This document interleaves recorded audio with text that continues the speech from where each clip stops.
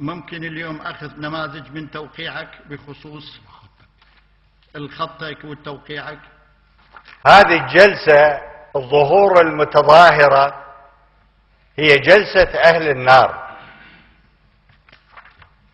فقلت لهم نحن في الجنة، ومن أمر بهذه الفكرة في النار، في أن يؤتى بتقاليد بدعة في المحاكم العراقية وفي القضاء العراقي. أنا ما شايف، يعني أنا حاضر 3 مرات محاكم. من فضلك انطيناك مجال لا كل شيء تحكي مسألة قانونية، لا كل شيء تتحدث، هاي قانون. هذا قانون. زين.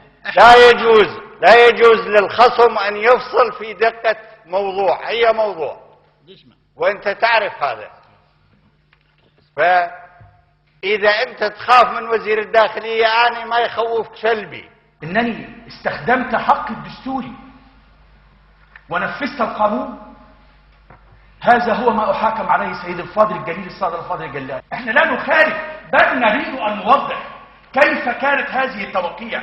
هل كانت هذه التوقيع في حجرة مغلقة؟ هل كانت طبقا لشريعة أهل الغيب أم كانت طبقا لأحكام الدستور؟ أنا صرت محامي لأني أكملت شهادة القانون، دراسة القانون. يريد يجي علي يعني. نعم أنا أكملت دراسة القانون. فهذا الموضوع.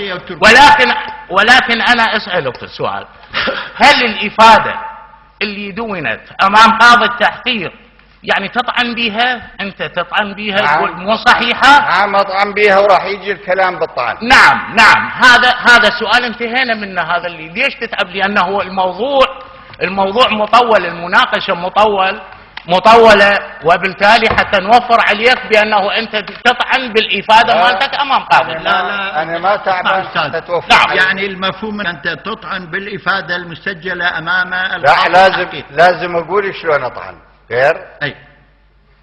إذا انطيني مجال أكمل، ثم أبدأ لك بنقطة الطعن بالإفادة.